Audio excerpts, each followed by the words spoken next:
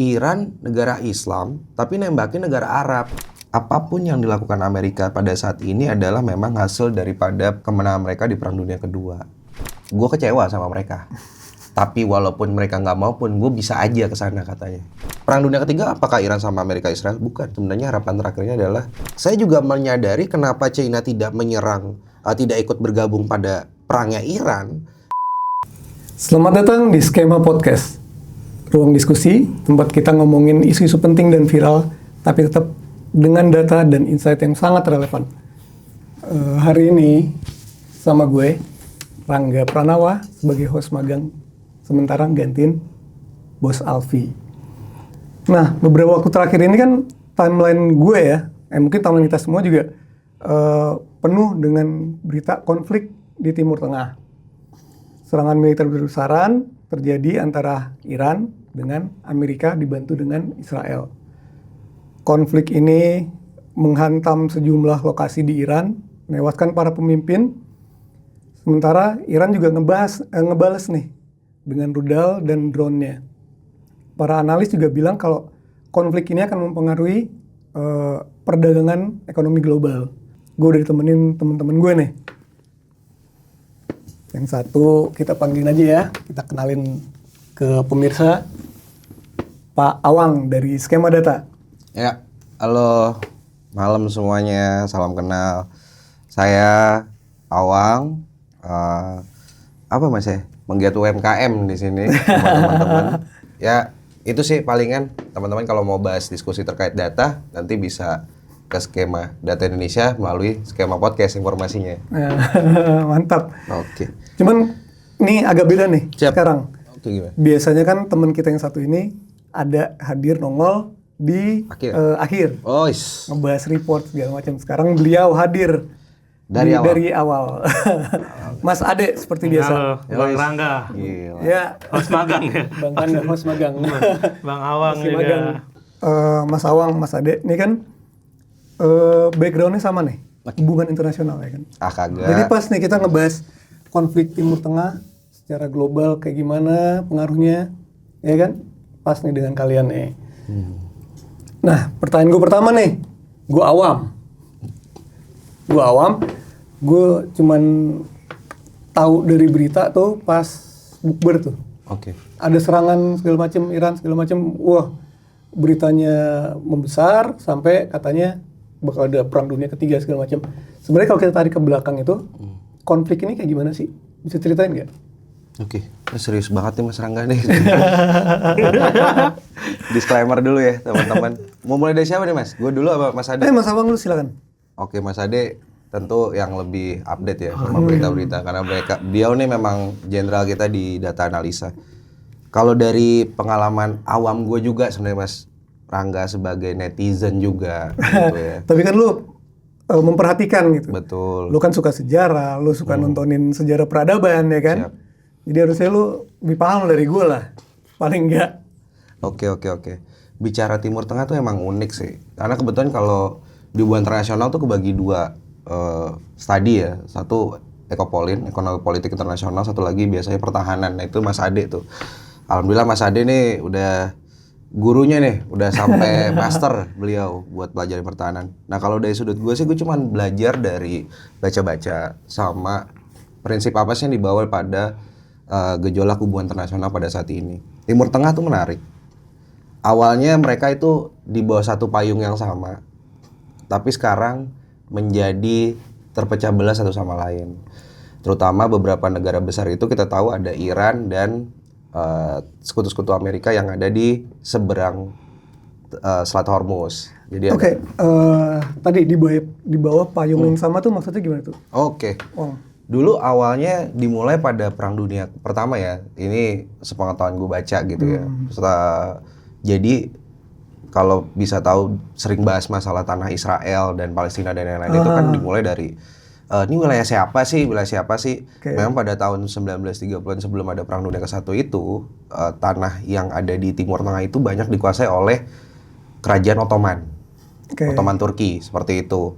Nah kebetulan Ottoman memutuskan untuk ikut berperang ke dalam Perang Dunia I dan mendukung, pada saat itu dia berkoalisi dengan Jerman untuk melawan Rusia dan blok-blok barat seperti Prancis, Inggris, dan akhir-akhirnya belakangnya di Perang Dunia I Amerika ikut tuh di akhir. Sama kayak di Perang Dunia Kedua Amerika datang di akhir seperti itu. Jadi pahlawan tuh ceritanya. Betul, posisinya pas Terakhir. cakep ya kan. Pas banget nih momentum. Dia Momentum. bilang, momentum udah pada capek, dia masuk di akhir nih. Masuk. Jadi jagoan deh. Jadi jagoan. Nah, kalau bicara Timur Tengah, tadi kenapa sih gue bilang dari payung satu payung yang sama tadi? Ya tadi Mas, ketika Ottoman perang, apa sih kalah? Oke. Apa sih kalah? Masuklah Inggris dari arah selatan, itu dari Saudi Arabia dan masuk ke Yerusalem dan lain-lain. Inggris dan Prancis ya tentunya mereka berhasil mengalahkan Ottoman di wilayah selatannya Jazirah Arab, belum sampai Persia.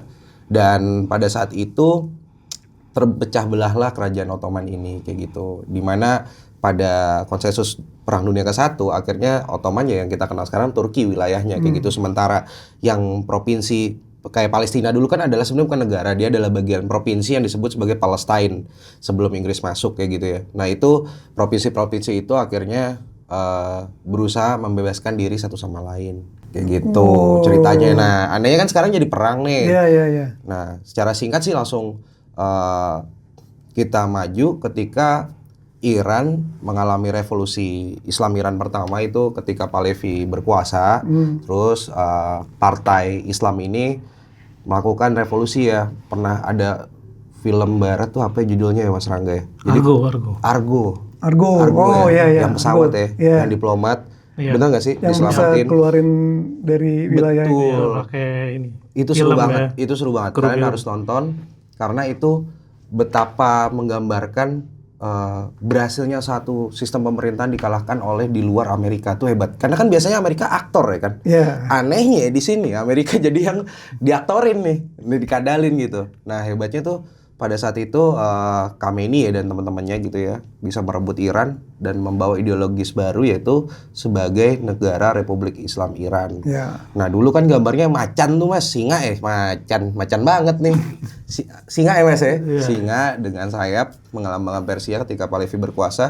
Nah ketika masuk Khamenei diganti dengan lafadz Allah kayak gitu, la ilaha illallah.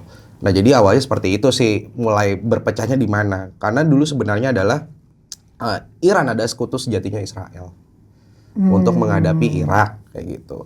Nah masuknya Amerika keterlibatan terhadap, kok dia bisa sih ada pertanyaan Iran negara Islam tapi nembakin negara Arab. Nah mungkin banyak yang udah tahu tapi teman-teman awam juga mungkin kenapa sih itu bisa terjadi kayak gitu ya, walaupun apakah ini Syiah Sunni atau seperti apa.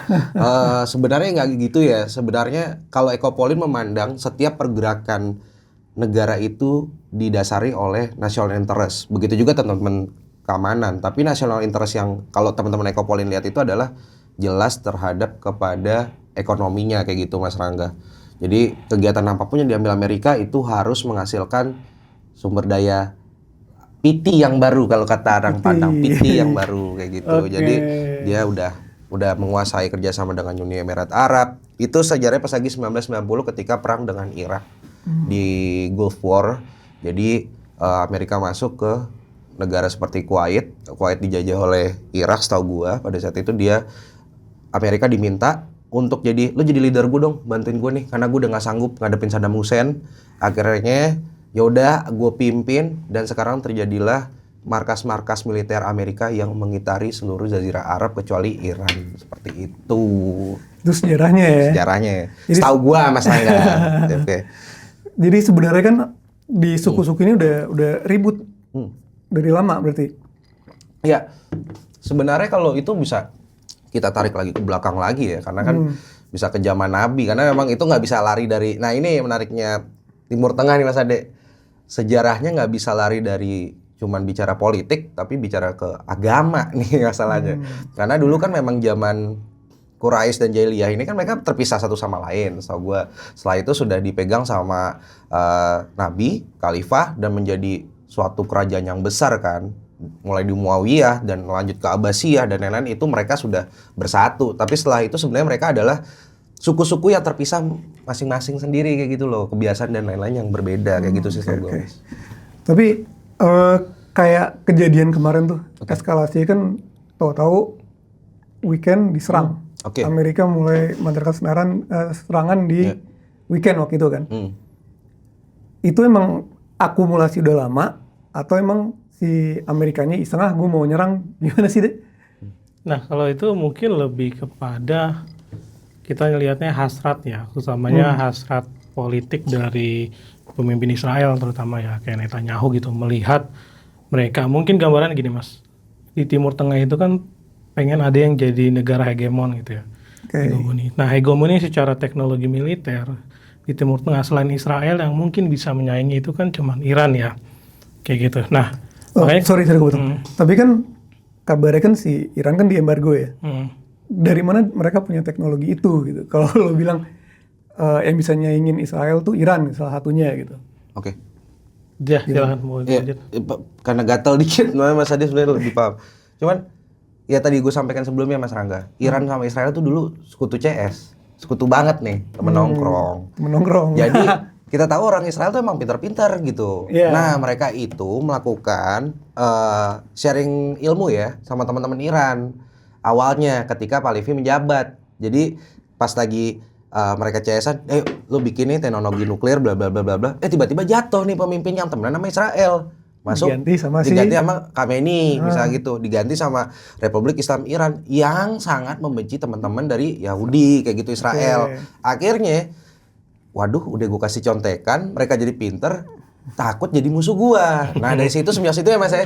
Monggo dilanjut Mas, ada deh. Emang salah satunya itu ya, tapi ada juga soal bagaimana mereka kan punya koalisi politik keamanan ya dengan Rusia, dengan China gitu. Ya, betul. Bahkan di tahun ini aja ada kerjasama militer ya dengan nilai $500 billion kalau nggak salah, nanti kita kasih lihat datanya itu antara Rusia dengan Iran gitu. Dan itu udah ada gitu. Jadi soal teknologi memang dia diembargo secara ekonomi kan kayak gitu. Tapi kan mereka punya tadi ya kubu-kubu politik yang aksisnya Amerika gitu ya, lawannya Amerika sebetulnya. Kalau di dunia politik global seperti itu, dan itu yang bikin setidaknya Iran tuh catch up ya. Research tetap jalan tuh ya. Researchernya, saintisnya gitu ya. Mungkin berkahnya mereka juga ya, karena terpaksa kudu mandiri. Akhirnya lebih eksploratif lagi dari soal inovasi ya. Seperti itu. Indonesia bisa? Sangat mungkin kalau terpaksa biasanya. Berarti kita harus dikekang dulu berinovasi gitu. Emang sekarang Bebas. Inovasi.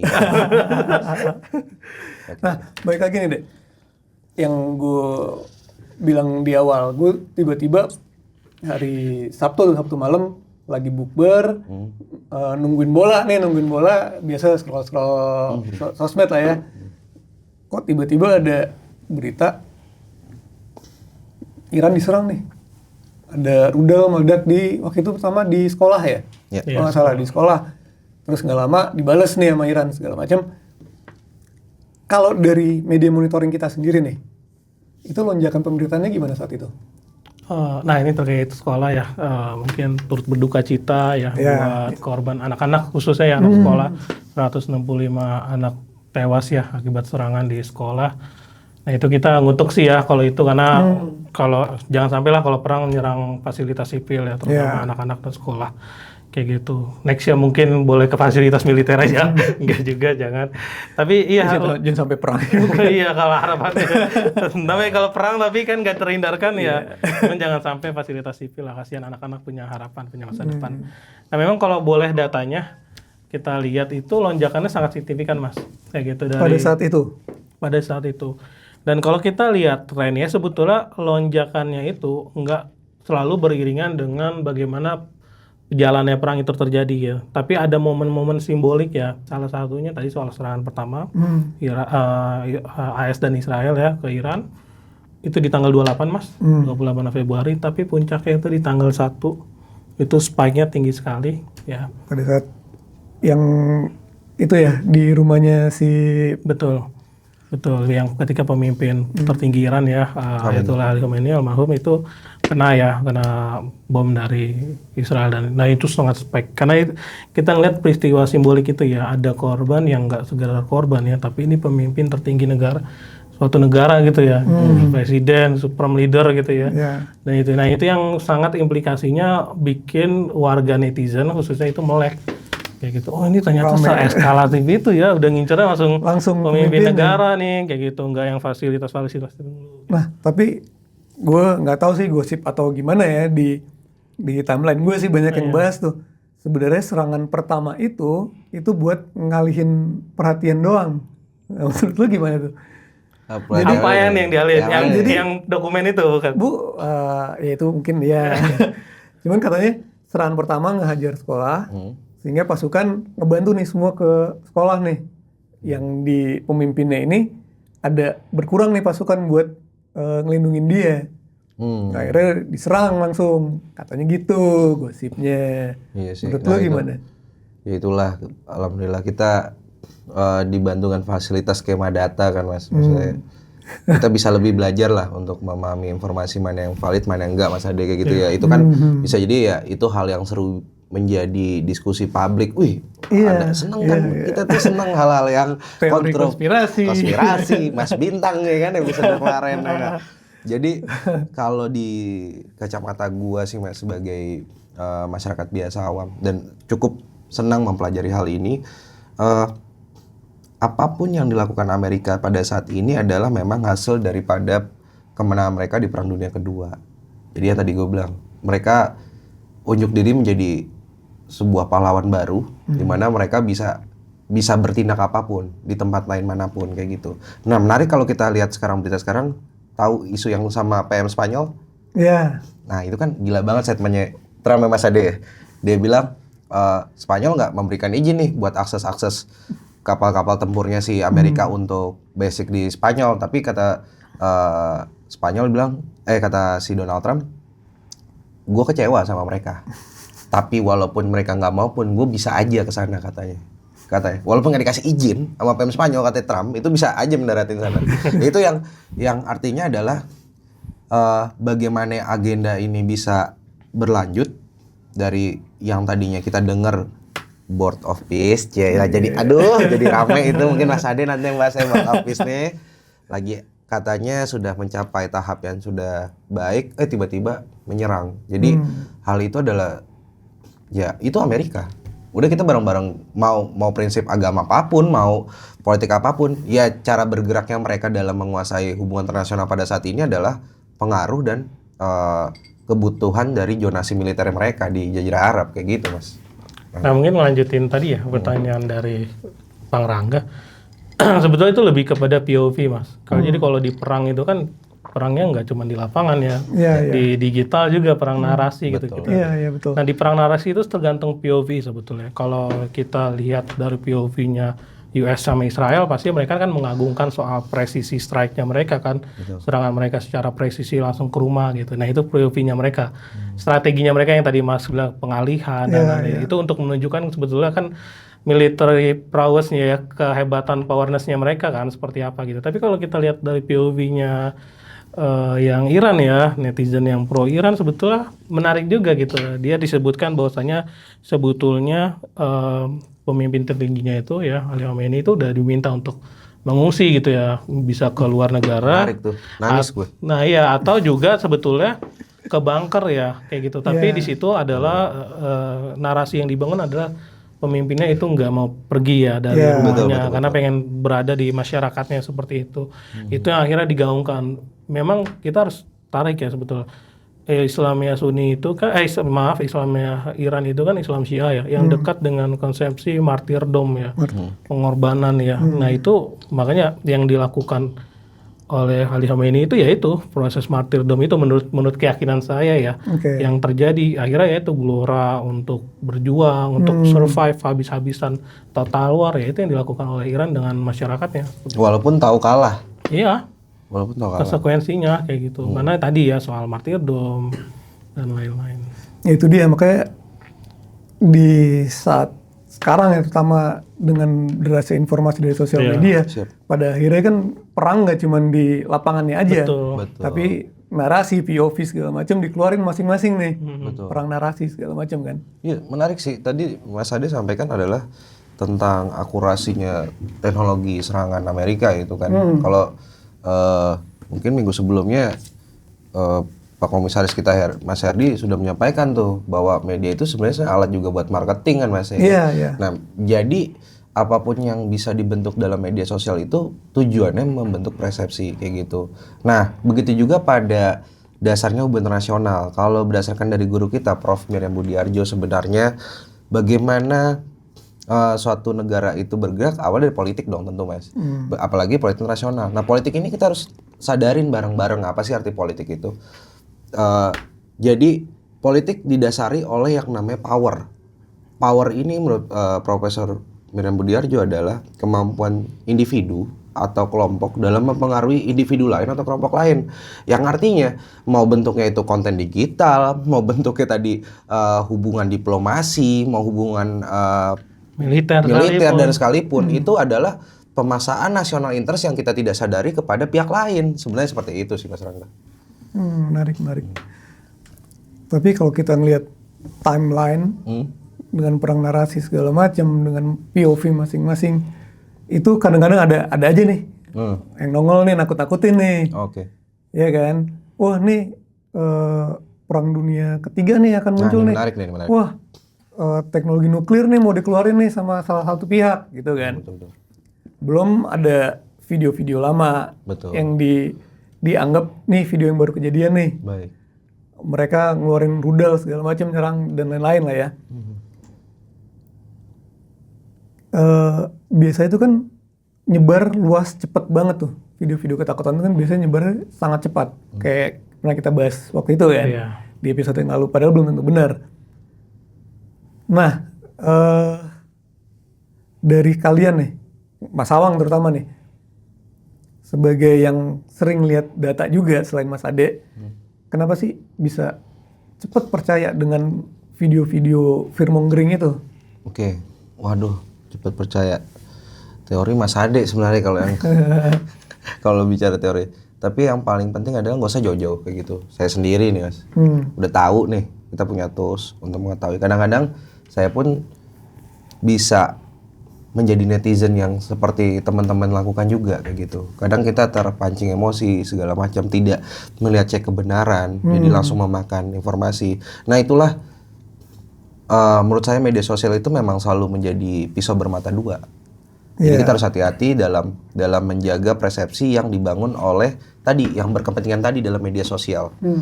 Nah kalau gue melihat maraknya tadi, misalkan karena Mas Rangga menyampaikan, oh jangan nih mau perang dunia ketiga nih, gitu. Gue sendiri harus mengambil dua sisi yang dari video yang beredar. Satu sebagai, ya mohon izin teman-teman gitu ya, sebagai Muslim gue kan menekankan kepada lebih takwa iman nih. Berarti tandanya kan kalau ada perang besar nanti, kalau di Islam itu kan nanti kita udah harus siap-siap. Tapi dalam satu posisi bukan berartinya gue harus meyakini itu 100%. Oh ini perang dunia ketiga. Tapi sebagai orang yang belajar juga kita harus sadar buat nyampe perang dunia ketiga itu harus ada dasar-dasar yang membangun hal tersebut. Kita lihat sekarang perang dunia ketiga apakah Iran sama Amerika Israel? Bukan. Sebenarnya harapan terakhirnya adalah Cina Rusia perang sama Amerika. Itu yang bisa disebut perang dunia ketiga. Seharusnya ya Mas di akhir. Tapi pertanyaan kenapa mereka sekarang nggak masuk ke dalam arena war ini? Menurut gue karena memang sekarang kita tahu Rusia ini lagi seneng-senengnya. Kalau teman-teman baca di perang ini yang paling happy itu bukan Amerika, Israel maupun Iran, tapi Rusia. Dengan ditutupnya Selat Hormuz, kebutuhan energi dunia itu sekarang lagi dipasok oleh banyak dari Rusia. Karena kemarin Rusia dapat sanksi perang sama Ukraina. Baik lagi PT. Jadi kalau misalkan Rusia balikin, dia misalkan, gue mau ikut perang nih segala macam dan lain-lain, momentum gue hilang, kenapa gue harus nolongin orang gitu. Jadi nasional interestnya akan berbeda. Begitu juga China, mungkin China yang akan Tiongkok yang akan cukup terpengaruh nih karena dia punya jalur kebutuhan energi yang sangat banyak di Timur Tengah. Tapi saya juga menyadari kenapa China tidak menyerang, tidak ikut bergabung pada perangnya Iran, itu disebabkan hubungan dagang mereka dengan sekutu-sekutu Amerika yang ada di Jazirah Arab juga penting. Jadi PT-nya menangan mana nih? Karena dia dagang sama UAE, dia dagang sama Lebanon, sama Amerika, sama Saudi Arabia. Dia harus berhitung mana yang lebih menguntungkan. Menurut gue kayak gitu sih Mas. Kalau dari kacamata ekonomi. Tapi kan berita terakhir itu kan katanya Siap. Selat Hormuz dibuka khusus untuk Cina nih. Oh gitu. Iya, karena katanya kan gosipnya ya, baik lagi gosipnya. Gue juga nggak tahu kan. Iya, iya. Dari timeline gue kebaca kayak gitu, katanya si Iran dibantu sama Cina. Betul. Dibantu sama Cina, hingga akhirnya ya udah boleh lewat, cuman bendera Cina Baik. di situ. Kalau nyampe ke situ sih sebenarnya itu informasi intelijen yang sebenarnya kita nggak bisa pahamin karena informasi berbeda-beda. Amerika sudah menyampaikan udah nggak ada sama sekali kapal perang yang ada di Selat Hormuz karena katanya udah ditembakin semua tuh sama Amerika. Tadi Mas Rangga menyampaikan mungkin dapat informasi bahwa hanya Cina yang bisa masuk. Terus katanya sekarang menteri kita lagi kan ada yang nyangkut tuh Pertamina di sono ya kan di Selat Hormuz katanya bisa di lobby-lobby. Nah itu kayaknya hanya intelijen bisa menjawab. Cuman pada dasarnya yang harus kita simpulkan adalah ya tadi kembali kepada narasi digital yang harus kita maknai secara bijak. Jadi kalau misalkan Anda bilang, oh ini akan perang dunia ketiga, terus jangan-jangan gara-gara perang dunia ketiga terus disangkutkan dengan agama dan lain-lain. Terus maaf nih Mas Ade, aku baca terakhir-terakhir ini Sunni sama Syiah. Tadi baru nih sebelum ini kita tag kan diskusi ya. Ah enggak itu masuk di real di timeline lo aja gua nggak masuk. Banyak diskusi Mas, gua nggak bohong. Masa Syiah sama Sunni gitu. Udah biarin aja Syiah mati. Orang dia bukan Sunni. Ya kan? Gue juga ada beberapa. Ada ya mungkin ya. Iya. Itu menarik tuh. Jangan sampai sebenarnya ya gimana ya. Kalau gua sebagai ya tadi informasi digital itu harus kita bijak dalam menyaring. Menurut gua walaupun gue bukan seorang Syiah, kepentingan Indonesia pada saat ini kan diplomasi tidak membuka hubungan diplomasi dengan Israel. Palestina adalah negara salah satu yang mengakui Indonesia pertama kali waktu menyatakan kemerdekaan. Dan gue nggak tahu juga ini memang pertanyaan besar yang harus dijawab sama pemimpin-pemimpin kita nih. Apa yang terjadi pada hubungan internasional kalian pada saat ini itu menjadi banyak pertanyaan. Dan nggak apa-apa, cuma jelasin aja ke kita-kita yang awam-awam ini. Tapi pada dasarnya adalah jangan sampai pesan itu tidak bisa dikelola dengan baik kepada masyarakat Indonesia yang pada saat ini sangat meyakini Israel adalah aktor yang bersalah. Pembantaian di Gaza dan lain-lain kita masih menyadarkan hal tersebut gitu loh Mas. Nah itu yang jadi tantangan buat pemerintah juga. Makanya contoh kemarin juga kita berbicara terkait masa perang ini karena hubungannya banyak. Menteri stok cadangan 23 hari dan lain-lain. Santai aja bla bla. Enggak gue tahu cadangan minyak kita memang stok file kita cuma mampu segitu. Dari dulu tuh disampaikan kan. Tapi mungkin gaya penyampaian dan yang lain itu akan menjadi bumerang terhadap komunikasi kita sampaikan. Tiba-tiba muncul di Jepang. Stoknya masih 234 hari. Mereka panik. Kita santai dong. Hidup menteri. Ya sebenarnya. Gimana Mas Ade? Jangan yang coba ceritain dulu tanggapannya Mas Ade. Mungkin habis 20 hari kita naik kuda habis itu. Bahaya juga tuh.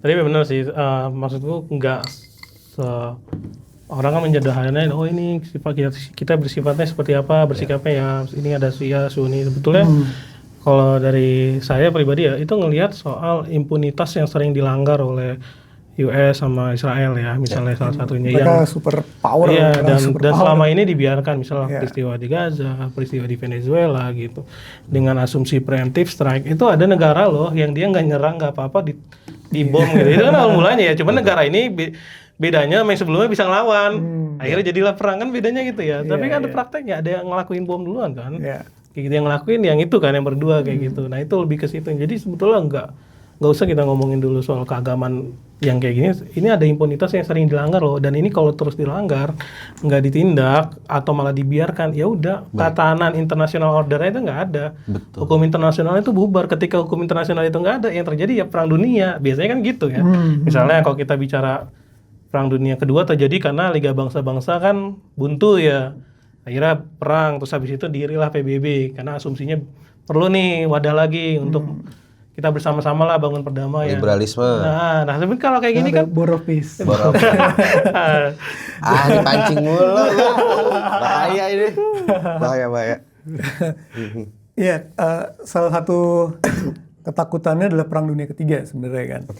Keluarga gue pun juga rame di WhatsApp grup biasa kan. Itu lebih serem daripada perang dunia ketiga. Disebarkan di WhatsApp grup rame. Nah, sebenarnya dari Mas Ade nih, ada nggak sih indikator-indikator yang bisa nunjukin kalau ini nih narasi lagi digoreng nih, atau ini buat pengalihan aja nih? Kalau dari tools media monitoring itu ada nggak sih indikator itu? Sebetulnya kita bisa ngelihat dari kelompok akunnya ya, cluster. Biasanya dalam sebuah narasi itu yang punya pemikiran atau agenda politik yang sama, dalam penyebaran narasinya mereka biasanya berkelompok, Mas. Kayak gitu. Nah, biasanya kita pakai teknologi tools analysis, social network analysis ya, kita SNA kita menyebutnya. Nah, di situ kita bisa ngeliat tuh cluster-cluster ini ada agenda yang organik atau enggak sih dalam penggiringan isu atau wacana. Kayak gitu. Karena tadi kita bicara soal perang narasi, Mas. Kayak gitu. Dari kedua pihak itu punya narasi sama untuk glorifikasi mereka masing-masing. Entah itu dari aspek kemenangan, mereka ngeklaim paling berhasil merusak fasilitas militer misalnya, atau misalnya dari sisi paling banyak menjatuhkan korban jiwa dari sisi militer misalnya, atau perangkat militer mereka kayak gitu. Nah, itu kan semua ada operasi narasinya kayak gitu. Dan itu bakal kelihatan kok kayak gitu. Bahkan kita tahu sendiri kayak misalnya Israel, dia punya campaign Hasbara ya disebutnya. Dimana mereka membiayain itu propaganda itu untuk mendelegitimasi kritik terhadap mereka gitu. Entah itu nanti ngundang influencer ke mereka atau misalnya membayar kelompok tertentu kayak gitu. Nah, kalau di dalam dunia sosial media ya itu lumrah terjadi gitu. Karena kita mungkin yang lawannya juga Iran juga mungkin punya aja praktik kayak gitu ya. Itu emang sekarang mungkin perang narasi juga penting juga ya. Penting banget sih kalau ngelihat untuk kelangsungan. Karena kan kita sekarang beda, Mas. Kalau zaman dulu kan komunikasi kan agak lambat prosesnya. Zaman bapak kita mungkin radio gitu ya. Lihat tahu informasi perang nungguin dari radio gitu kan. Kalau sekarang kan kita bisa Mas langsung scroll, oh ini yang terjadi. Bom inilah, bom itulah. Jadi pada akhirnya kan dengan derasnya informasi, baik lagi kayak yang pernah kita obrolin sebelumnya ya kan. Kadang-kadang kita jadi ketakutan sendiri. Ketakutan itu mungkin secara alamiah kita kasih tahu ke orang-orang terdekat kita gitu. Kayak di keluarga gue gitu dengan WhatsApp grup disebarin siap-siap perang dunia ketiga bla bla bla segala macam kan. Berarti kalau dari media monitoring sendiri sebenarnya ada ya beberapa indikator yang bisa kita lihat, kita klasifikasikan, oh ini lagi penggorengan isu seperti ini nih, gitu ya berarti ya. Betul, iya. Nah, menarik Mas Ade, terlalu pinter. Agak gitu. Nah, boleh kita lihat insight-nya dari media monitoring kali ya? Boleh. Ya, dari data kali. Kalau misalnya kita ngelihat, jadi ini kita research-nya dari periode tanggal 25 ya, sampai tanggal 5 Maret ya. 5 Maret ya yang terbaru. Dan itu memang kita ngelihat, tadi ya Mas, di 28 itu terjadi serangan pertama. Serangan balik, serangannya itu langsung ke Teheran, Isfahan sama Tabriz, kota-kota besar di Iran, kayak gitu serangannya. Terus yang kedua itu tinggi di tanggal 1 Maret itu tadi ya, Ayatollah Ali Khamenei meninggal dunia karena kena serangan bom. Terus juga langsung Iran langsung di sini proses saya bilang kayak total war terjadi ya, gimana Iran melakukan serangan nggak cuman ke Tel Aviv, tapi langsung ke beberapa negara teluk yang tadi ya dibahas oleh Mas Awang mempunyai basis-basis militer US. Kayak gitu. Nah ini yang makin kita bilang eskalasinya tinggi karena yang punya saudara di Dubai misalnya kok wah di Dubai kena bom juga. Maaf kayak nih. gitu. Maaf. Kayak gitu. Mas Ade saudara ada. Ada berapa di Dubai? Ada 2 ya. Ada 2. Ada kakak kandung. Nggak bisa pulang tuh. Gimana cerita kayak ini sih lagi disuruh WFH kayak gitu di rumah masing-masing, aktivitas nggak boleh di luar sering. Tapi Mas, sorry banget Mas Ade. Dari hasil ngobrol sama kayak kebetulan kakak-kakak kandung kan Mas Ade 2 di sana ya. Atmosfer masyarakat Dubai sendiri terhadap Iran gimana ya? Kan negaranya dibom nih, cuman inilah yang harus dicek secara langsung karena ada yang diserang, basicnya malah diseneng bang. Uri, keserang pangkalannya Amerika ada kan yang video itu kan. Allahu Akbar gitu. Nah kalau di Dubai sendiri gimana Mas? Karena yang pasti narasinya ngekritik Iran lah. Itu pasti pertama kalau dari sudut pandang UAI atau masyarakat Dubai sendiri. Terus juga ini hasil ngobrol ya, bukan saya yang ini. Terus yang kedua juga sebetulnya nggak separah dengan apa yang digambarin oleh media. Nah itu kayak gitu. Sebetulnya ya ada pemboman ini, tapi nggak yang kayak panik orang Indonesia mikir sepanik itu nggak sepanik itu kok kayak gitu untuk. Firman itu apa dibom itu gimana tuh Mas Ade? Itu kepleset bomnya atau memang sengaja tindakan terorisme yang artinya nggak ada Bisa target atau kepleset gimana Mas? Iya Bisa Pak. kepleset, Bu. Targetnya kan nggak tahu kan. Nah, kalau kita bicara perang narasi tadi ya, klaimnya itu kan kalau dari POV-nya Iran di situ ada ini yang beredar ya di media sosial, lah balik lagi POV-nya Iran itu kan ada pasukan US yang diungsikan ke situ ya, ke hotel-hotel. Jadi Dengan teknologi intelijennya mentargetkan situ berarti, kayak nggak kepleset gitu. berarti ya. Nggak kepleset ternyata. Ya, Bahaya maaf, dong kalau bahaya kepleset. kalau kepleset. Ada sih yang kepleset mulu, fasilitas Ada, sipil ada tuh, udah ada. puluhan ribu meninggal. Itu ada kayak gitu. Walaupun bisa presisi sebetulnya. Oke. Nah ini ya Balik lagi, situ. sorry. Ini data global atau Ini Indonesia nih Bang. Menarik ya, dari Indonesia aja total mentionnya itu hampir 1 juta percakapan.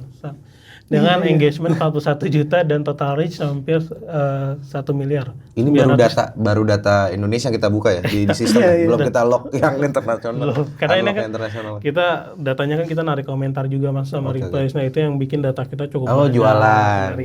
Kayak gitu. Jualan. Jualan gitu. Iya, iya. Ini untuk menggambarkan kenapa datanya besar. Oh, baik. Bos. Siap. Kayak gitu. Nah ini kita lihat, dan kita lihat tarik ya, tanggal 1 tinggi tadi kan apa, ada peristiwa simbolik, kematian pemimpin besar kayak gitu. Terus juga ada serangan dramatis tadi ke GCC ya, negara-negara Teluk kayak gitu. Nah ini yang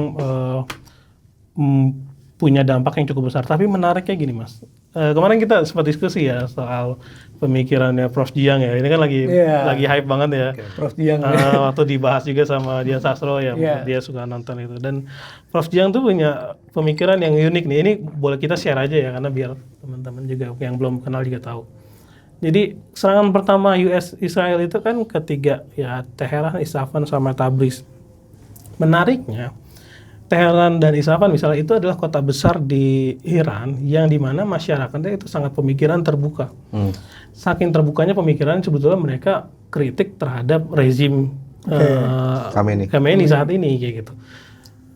Yang urban ya, masyarakat urbannya justru yang die hard fans-nya dari rezim gitu ya, pemimpin. Nah ini yang menarik yang menurut Prof. Jiang adalah kenapa Israel justru membabi buta, atau US itu membabi buta menyerang kota di mana di situ adalah masyarakat yang ngekritik rezim gitu. Bukan daerah-daerah urban. Jadi ibarat kata Israel sama US itu menyerang daerah yang menyakiti basis pendukungnya, ibarat kata gitu. Pendukung yang ingin meruntuhkan rezim kayak gitu. Kan kalau kayak gini double kan. Karena akhirnya nanti kalau nyakitin daerah-daerah yang mendukung lo, ya nanti bakal jadi bandul. Bakal bertolak jadi mendukung rezim juga pada akhirnya. Kayak gitu. Salah taktik dong. Nah itu kesimpulannya salah satu. Kepleset. Kayak Nah, gitu. Tapi itu pemikiran dia, tapi aku intriguing sih, menarik sih. Kalau menurut lo sendiri kenapa tuh? Kenapa? Kenapa dia nyerang yang, apakah dia nggak mungkin dong dia nggak tahu dong? Ya karena satu, namanya dalam perang itu kan ibu kota itu simbol Mas. Mau perang manapun kalau bisa ada target ibu kota bisa sampai menghabisi pemimpinnya, itu lebih gila lagi. Harapannya kan sebetulnya ketika pemimpinnya udah kalah nyerah nih, kan faktanya enggak. Makanya dalam pemberitaan atau narasi itu kan dianggap Donald Trump agak frustasi ya. Kenapa? Kok belum nyerah-nyerah. Over the weekend biasanya. Iya. Senin pasar buka kita udah menang. Iya, 5 hari katanya kan. Tapi nambah lagi nih berminggu-minggu, 5 minggu katanya kan. Kayak gitu. Nah itu yang, nah mungkin tadi ya, psikologi masyarakatnya yang kurang dibaca soal martyrdom tadi ya, konsep martyrdom di Islam Syiah itu kan cukup kuat ya, pakai pengorbanannya Imam Hussein misalnya. Nah itu yang seharusnya dipelajari lagi ya, kenapa misalnya langsung membunuh misalnya atau menyerang dari pemimpin besar Iran itu sendiri kayak gitu. Coba bisa Next. lanjut nggak? Nah, ini yang menarik nih. Tadi kita udah ngomong sebetulnya Perang Dunia Ketiga gitu, Iran. Nah, ini kayak kita nge-compare data gitu. Ketika kita ngomongin Perang Iran, sebetulnya berapa persen sih netizen yang mengaitkan dengan Perang Dunia Ketiga ya? Ternyata nggak gede. Cuman 7% dari total percakapan itu yang membahas soal Perang Dunia. Oh iya? Iya, menariknya kan? Berarti Tapi 7% ya? timeline-nya penuh ya? Keluarga gue 7% ya? Kok gue juga. Kayak gitu. Jadi sebetulnya apa? Sebetulnya kalau kita secara global ya, karena kan kita ngambil sampling seluruh platform ya, nggak cuman platformnya Bang Rangga, platformnya Bang Awal doang, enggak nih, semua netizen Indonesia. Nah, ini jebakan deh. Yang dibahas tadi deh. Iya. Jebakan gue nih kena nih. Terus. Gitu. Dan tapi dari data itu ternyata cuma 7%. Ini ngegambarin sebetulnya masyarakat kita itu cukup realistis melihat isu ini gitu ya. Maksudnya ya ini soal perang kedua negara ketiga negara nih kayak gitu membahasnya lebih saling serang kayak gitu. Memang ada yang tadi 7%, tapi ini mungkin karakteristik sosial media Mas. Kadang yang kecil suaranya paling nyaring. Kayak gitu. Kecil suaranya paling nyaring, tapi belum tentu merepresentasikan semua. Ada tadi yang waktu episode sebelumnya ada agenda fearmongering yang mungkin memanfaatkan itu. Kayak gitu. Nah, ini yang perlu kita tadi sebetulnya kata kunci dari Mas Awang, kita menyikapi isu soal peristiwa perang dunia ketiga ini ya direspon secara bijak kayak gitu. Itu kuncinya sebetulnya. Karena kalau kita bicara data kan nggak punya emosi ya emang faktanya kayak gini. Ya terlihat ternyata cuma 7% sisanya. Untung kesimpulan kita sama ya Mas. Sama kok sama. Ya, walaupun saya kejebak data ya kan. Tapi tadi untung mengarahkannya sama kayak gitu. Dan menariknya soal perang narasi ini sekarang TikTok udah diturunkan nih taktanya sama Twitter sudah diturunkan taktanya oleh TikTok. Karena kalau kita bicara perang politik, narasi politik kan biasanya di Twitter ramenya. Sekarang di TikTok ya. Karena apa? Karena perang emosi itu terjadinya di TikTok mostly. Kenapa? Karena konten video pendek, cuplikan-cuplikan itu paling menggugah emosi publik. Nah, ini yang kenapa dari konten-konten ledakan, video-video serangan atau yang video-video AI padahal itu hoax ya. Itu masif terjadi dan itu mendominasi sekitar 63% dari percakapan publik. Berarti ini dari dashboard. Dia dari data. Berarti jualan aja nih. Jualan lagi. Jualan pemirsa. Iya ini dari data. Jadi dashboard kita nangkep data TikTok lumayan juga ya? Lumayan besar sih. Sekitar di sini kita lihat 611.000. Itu emang kalau dari sini insight-nya adalah perang narasi terjadi di TikTok. Iya. Mostly sebetulnya di semua ya, tapi di Indonesia konsentrasi terbesar itu di TikTok kayak gitu dan Instagram. Kampanye bisa lewat TikTok juga? Kampanye kemarin menang dari situ. Oh iya. Mungkin ada lagi? Bukan nih, Bapak ikut yang gerakan nangis bareng-bareng. Ini fitnah dajjal. Ada lagi nggak? Lagi selanjutnya mungkin, nah ini soal emosi Mas, kayak gitu. Nah, menarik ya. Kok di tengah emosi soal perang ada joy yang cukup tinggi? Gimana itu? Iya kan. Oke, kita bicara fear, rasa takut itu tentu ya, marah itu tentu karena frustasi, fear, rasa takut akan perang dunia ketiga itu wajar lah. 3-2 itu udah merepresentasikan percakapan publik, tapi joy ini cukup tinggi karena kalau kita ngelihat salah satunya dukungan publik terhadap Iran gitu ya. Dukungan publik netizen. Saya kira ke Israel, maksudnya ada mungkin tapi mostly ke Iran sih.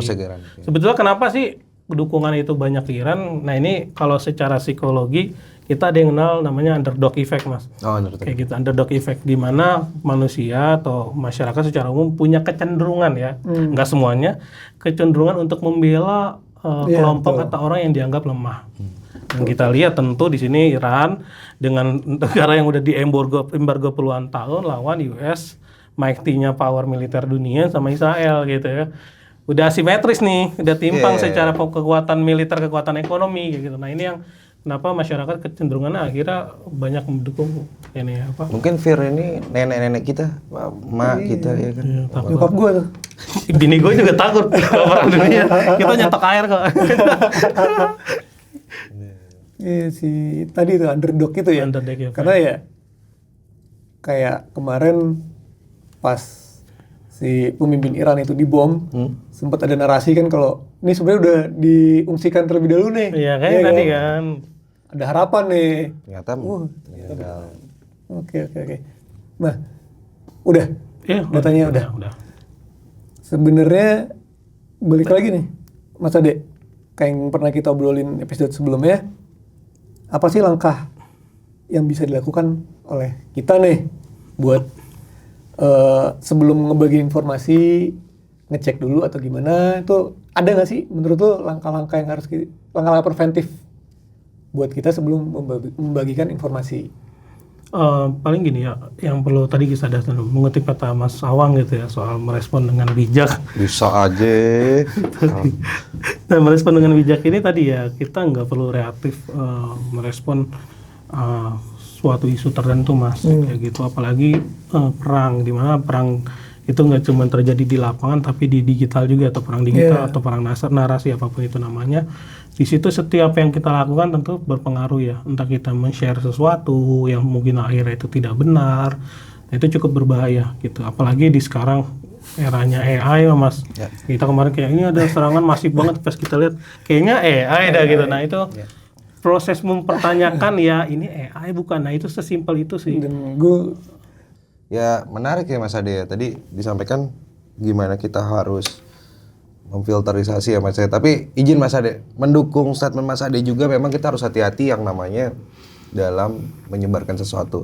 Cuman gini, gue juga tidak tipikal orang yang sangat open minded karena kita di negara demokrasi ya Mas ya.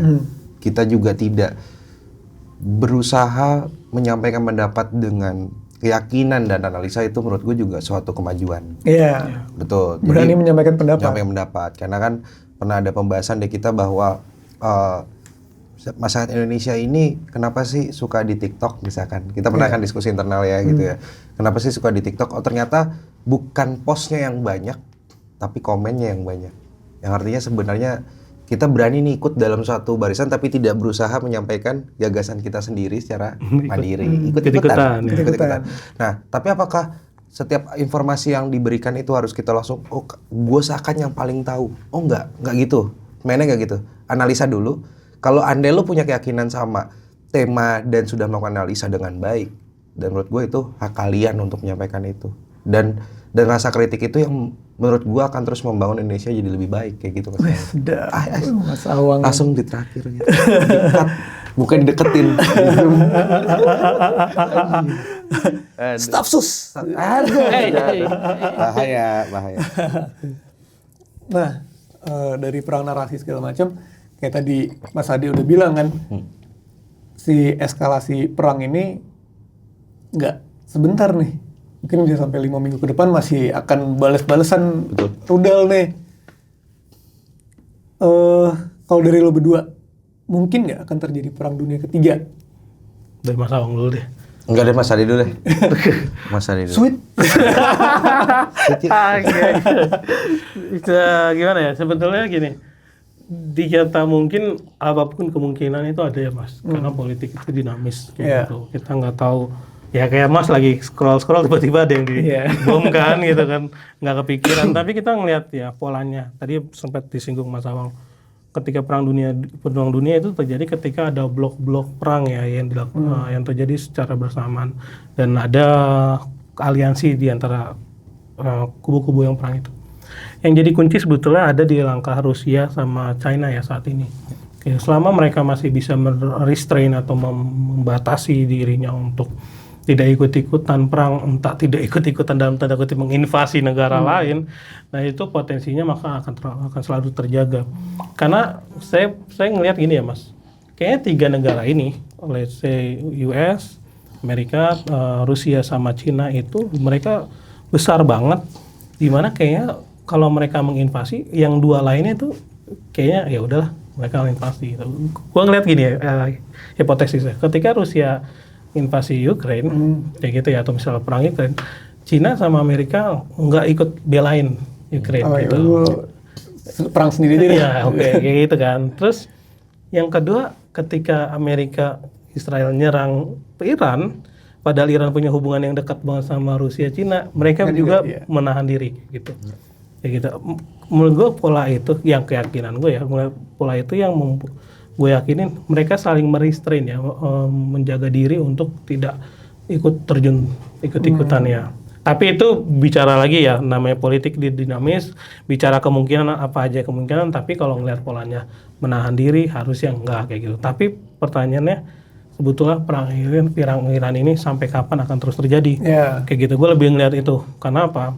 Karena secara biaya militer itu pasti besar banget. Kayak gitu. Karena asimetris ya Mas, kalau Mas lihat Iran itu kan nyerang lewat drone Shahid ya, itu harganya sekitar $20 sampai $50,000. Di interceptornya sama misil yang harganya $1 juta kayak gitu. Menang banyak tuh Iran. Makanya kan rugi terus, sampai ada di US itu mereka bikin web yang isinya biaya perangnya Amerika di Iran. Pakai dashboard, pakai dashboard. Update terus Pak, bergerak terus angkanya kayak Aduh, gitu. bagus, Kemarin 13 berapa hari itu setara 13 triliun. Which is itu secara 13 hari MBG enggak. Aduh. Kayak gitu nah. Bisa buat berapa sijil? Kayak gitu. Tapi itu soal lamanya perang Iran ini menurut gue jadi kunci sih. Ya. Kayak gitu. Gimana karena asumsi gue terakhir ya Mas. Iran tuh bisa kalah mungkin ya. Kalau pertama ada troop invasion ground, maksudnya ada pasukan militer langsung turun ya. Kalau ini kan sekarang udah lewat udara, lewat laut ya. Turun. Yang kedua itu penggunaan nuklir. Kayak gitu. Itu yang bisa bikin nyerah ya. Tapi selama kalau kayak gini, gue rasa bakalan lama sih. Dan semakin lama, ya Trump semakin ke pressure sama pemerintahannya, sama kongresnya sendiri, sama masyarakatnya tertekan dalam hal ini. Kayak gitu. Ngomongin nuklir, tadi ngomongin Amerika, Rusia, Cina. Oke. Korea Utara nggak dihitung. Kasihan tuh dia. Bapak Kim Jong Un. Peri-peri tapi bukan peri-peri. Tapi sesimpel gini sih Mas, kalau misalnya Amerika bisa invasi berarti negara itu nggak punya nuklir. Kalau punya nuklir nggak mungkin diinvasi kayak gitu. Ya menarik sih menambahkan sama yang Mas Ade sampaikan gitu ya. Kalau biasanya kalau anak HI nih, asik anak HI, itu kebagi tuh biasanya nanti dia punya ideologi masing-masing. Kalau gue memang melihat dunia ini selalu dengan teori realisme Mas. Realisme ini mungkin Mas Ade juga memahami ada yang namanya teori balance of power. Nah, teori balance of power ini biasanya teman-teman Machiavelli, terus Thomas Hobbes ini menyatakan bahwa dalam menjaga suatu hubungan rasional harus dibutuhkan namanya kekuatan negara masing-masing. Nah ini menarik nih. Kalau liberalis tadi kita bikin PBB, Ya, kita bikin kerjasama, WTO, dagang dan lain-lain biar kita akur bahasanya kayak gitu. Tapi kan kita sadarin juga sebenarnya nggak ada zero sum game yang artinya ada pemenangnya. Pasti ada pemenangnya dalam sebuah hubungan liberalisme gitu. Kalau gue ngeliat semua hubungan yang ada di hubungan internasional ini dimulai dasarnya dengan realisme tadi, national interest Mas Serangga. Nah begitu juga apakah akan menjadi perang dunia ketiga? Selama tadi benar kata Mas Ade, kalkulasi matematikanya lebih merugikan, mereka tidak akan menang perang dunia ketiga, baik China maupun Rusia. Tapi kalau kalkulasi matematik angkanya, PT-nya dapat nih ya kan, itu akan mereka lakukan kayak gitu Mas Rangga. Jadi akankah perang dunia ketiga? Ya, gue percaya tetap akan terjadi gitu. Resistensi Iran gimana terhadap serangan si Amerika? Oh jangka panjang. Palestina, bayangin tembakannya cuman berapa sih, ya kan, pasukannya. Mereka bisa resisten dalam berapa waktu lama. Apalagi Iran yang negara peradaban besar dari dulu kita tahu, manusianya banyak. Oh itu jumlahnya luar biasa. Matematika harus pas tuh Amerika ngitungnya. Kayak gitu. Tapi kan dengan semakin melebarnya nih konflik ini, Betul? akan mempengaruhi ekonomi global juga kan? Oh, pasti. Kasihan mama. Konoha juga kena. Ngomongin Konoha. Aduh.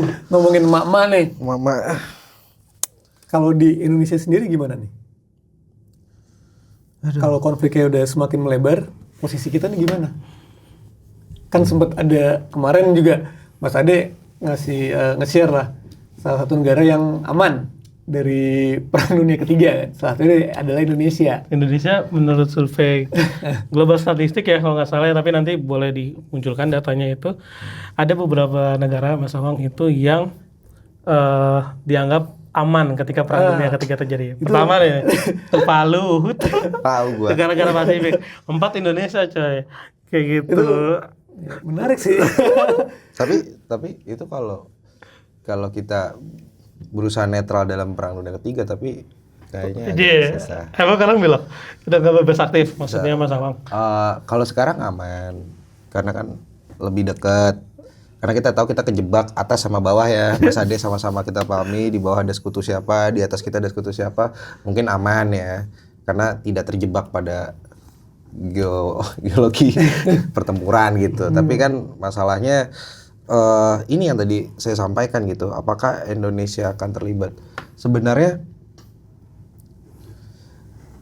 kita ngeliat di negara lain yang kita cukup sadari powernya tidak memiliki suatu kekuatan dalam ekonomi, tidak ada kekuatan, tidak ada dampak kekuatan besar di militer, mereka aman aja kok selama mereka bisa menyampaikan posisi dengan tepat. Nah ini yang harus hati-hati banget teman-teman. Gimana dia nggak tepat? Takutnya Bapak, takutnya pemerintah. Banyak kan, bukan saya doang, banyak duta besar kita sebelumnya yang bijak juga menyampaikan kritikan harus tepat pada sasaran. Apa yang memang belum mampu kita lakukan itu jangan berusaha menengahi apa yang tidak kita bisa mampu lakukan kayak gitu. Kenapa kita nggak bicara mengenai tadi hubungan internasional banyak kok. Izin, saya masih ingat banget janjinya Pak RI 1 kita itu keren banget. Food security itu udah paling jelas menghubungkan teori hubungan internasional dengan ketahanan pangan kita di Indonesia gitu. Jadi intinya adalah kalau udah tahu bahkan ada akibat yang diakibatkan oleh sebuah perang di luar negeri dan mengakibatkan ekonomi kita, itu kita beralih kepada dasar-dasarnya kita aja dulu, ketahanan pangan tadi bilang. Jangan kita bergantung lagi, kan bisa kan kita ngelakuin yang kemandirian yang lebih ke sana kayak gitu ya, sambil menyampaikan bela sungkawa terhadap pimpinan itu bagus banget, tapi oke, gue datang damai kita siapa gitu. Nah itu yang agak tantangan. Jadi nggak bisa nih jadi mediator. Bukan nggak bisa di mediator. Saya yakini teman-teman di pemerintah juga sangat menyadari ini hal yang sulit gitu.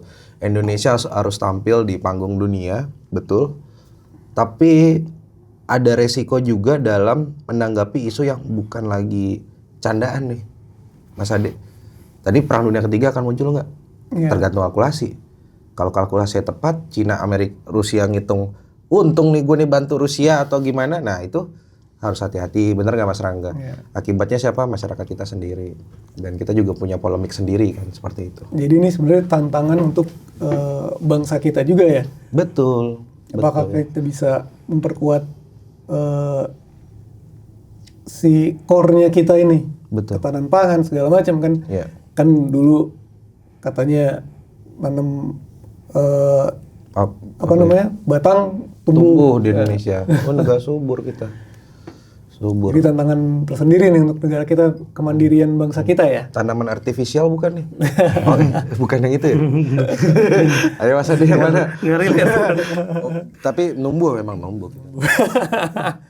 Oke, menarik banget sih obrolan kita. Mungkin dari obrolan kita hari ini, sebenarnya di era digital, konflik ini nggak cuma terjadi di lapangan, tapi terjadi di timeline kita masing-masing, di gadget kita masing-masing juga rame. Sebagai pengguna medsos, kita juga punya peran di situ. Betul. Gimana kita memilah informasi yang penting, gimana kita memilah informasi mana yang sebenarnya cuma sekedar noise gitu, hoax segala macam. Itulah